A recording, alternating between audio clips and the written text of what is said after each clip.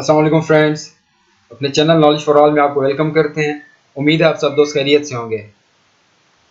دوستو، ایک new topic کے ساتھ، ایک نیو لیکچر کے ساتھ، ایک نیو سیریز کے ساتھ آپ کی خدمت میں حاضر ہوئے ہیں۔ دوستو، انٹرنیشنل لا کو سٹارٹ کرنے لگے ہیں۔ انٹرنیشنل لا کے جتنے بھی ٹاپکس آئیں گے لیکچر وائز ایک ایک کر کے آپ کو آسان لفظوں میں سمجھایا جائے گا۔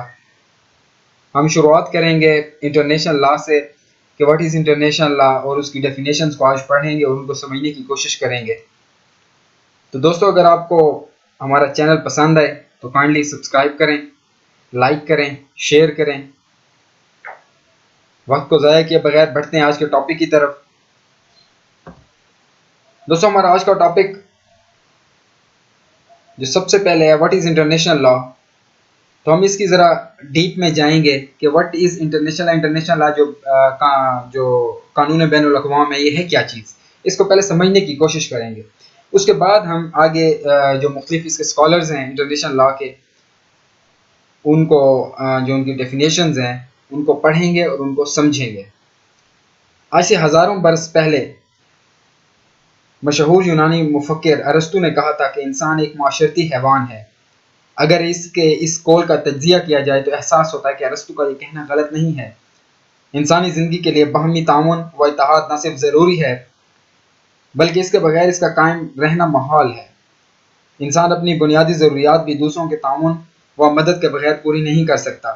اس لیے انسانی تاریخ کے ابتدائی دور میں ہی باہمی تعاون، اتحاد و تقسیم کا سلسلہ شروع ہوا، جو آہستہ آہستہ معاشرتی زندگی کے طبقات و پیشہ ورانہ طبقہ جو طریقہ کار ہے اس کی شکل اختیار کرتا رہا۔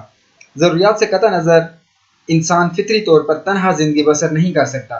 اسے نسل کی بقا کے لیے خاندان اور اجتماعی جدوجہد کے لیے معاشرتی تنظیموں و جماعتوں سے تعاون کرنا پڑتا ہے۔ تاریخ انسانی کے ارتقائی مراحل ہیں۔ انسانی آبادی میں اضافے کی وجہ سے مختلف خاندانوں نے زمین کے مختلف خطوں میں سکونت اختیار کر لی۔ جغرافیائی اثرات، آب و ہوا، رہن سہن، ثقافت میں دن بدن تضاد پیدا کیا۔ ضروریات اور عقائد کی تبدیلی نے ان خاندانوں کو الگ الگ قوموں کی شکل دے دی اور انہوں نے اپنے زیر قبضہ خطہ جو اس پر ایک اپنی حکومتیں قائم کر لی۔ تاریخ کے اس ابتدائی دور میں ان حکومتوں نے یا ریاستوں میں بھی ایک ان حکومتیں انہوں نے بنائی تھی ان کے اندر ایک مقتدر اعلیٰ ہوتا تھا جس کے بنائے ہوئے اصول و قوانین کی پابندی اس ریاست کے لوگوں پر لازم ہوتی تھی۔ یہ حقیقت ہے کہ ریاست خواہ کسی بھی طریقے سے وجود میں آئی ہو، اس کی شکل خواہ کچھ بھی ہو، معاشرتی زندگی کے ہر دور میں ریاست کا وجود ضرور پایا جاتا رہا ہے۔ جس طرح کوئی انسان تنہا اپنی تمام ضروریات زندگی خود مہیا نہیں کر سکتا اور معاشرتی زندگی میں ایک دوسرے کی مدد و اتحاد کی محتاجی قائم رہتی ہے، اسی طرح افراد ہی سے مل کر بننے والی ریاست فطری طور پر دوسری ریاستوں سے تعلقات قائم کرنے پر مجبور ہوتی ہے۔ اور جس طرح انسانوں کے باہمی تعلقات پر چند اصول کار فرما ہوتے ہیں، اسی طرح ریاستوں کے معاملات میں بھی ایسے قواعد کی ضرورت پڑتی ہے جن پر عمل درآمد کر کے ریاستیں باہمی معاملات طے کرتی ہیں۔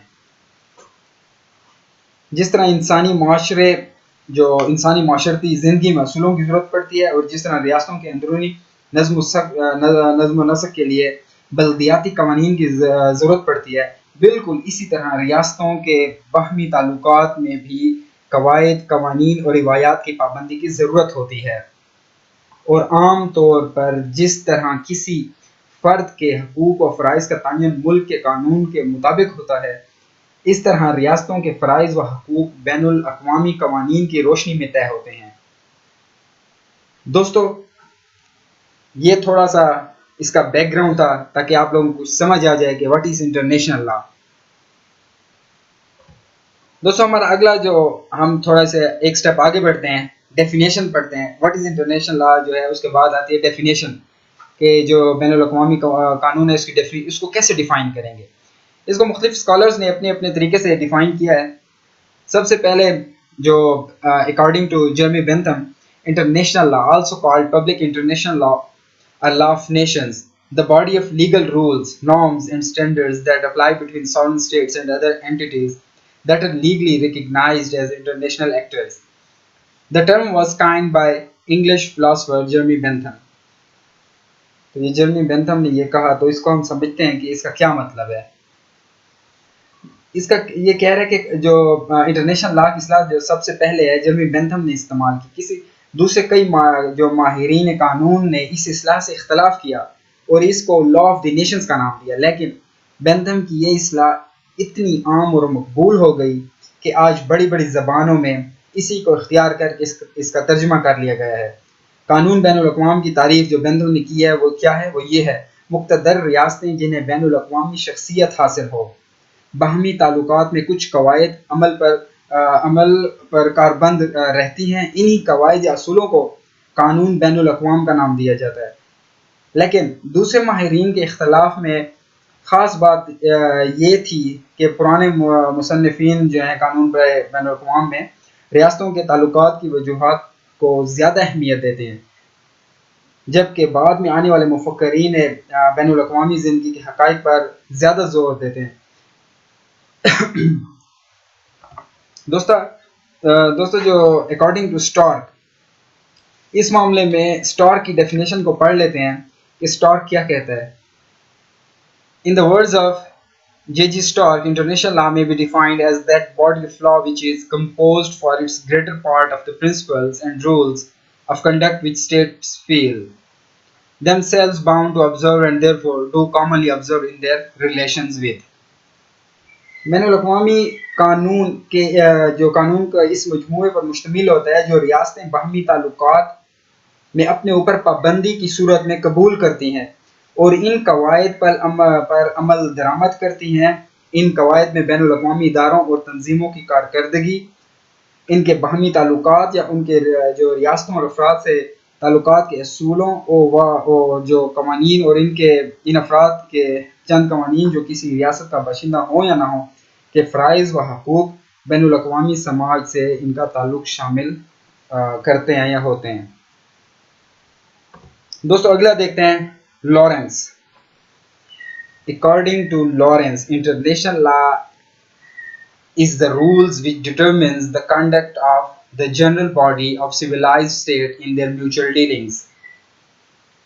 कानून बैनुल अक़वाम से मुराद वो कवायद हैं जिनसे मुतमद्दन रियासतों की जमात आमा के बाहमी बर्ताव में इसके तर्ज अमल का तयन होता है, मुक़्तदर रियासतों के दरमियान इख्तलाफ बाहमी अनात को हवा देता है और इनके गैर मुस्तकिल ताल्लुकात अक्सर जंग की सूरत में ज़ाहिर होते हैं। इसलिए जो कानून बैनुल अक़वाम का बड़ा हिस्सा जंगी असूलों और ज़माने अमन में आला तरीन इखलाकी कवायद पर मुश्तमिल होता है। इसलिए कानून बैनुल अक़वाम रियासतों के माबैन ज़माने अमन और दौरान जंग ताल्लुकात का तयन करता है। दोस्तों according to opinion, law of nations or international law is the name of the body of customary and conventional rules which are considered legally binding by the civilized states in their intercourse with each other. जो अगला philosopher है वो क्या कहता है कि कानून बैनुल अक़वाम इन रस्मी और जो रवाजी कवायद का मजमूए का नाम है जिनको मुतमद्दन रियासतें अपने बाहमी ताल्लुकात में अपने ऊपर काबिल पाबंदी तस्वर करती हैं। दोस्तों उम्मीद है इंटरनेशनल लॉ का जो पहला टॉपिक था, जो पहला लेक्चर था, जो उसकी बिल्कुल बेसिक थी, उम्मीद है कि आपको समझ आया होगा।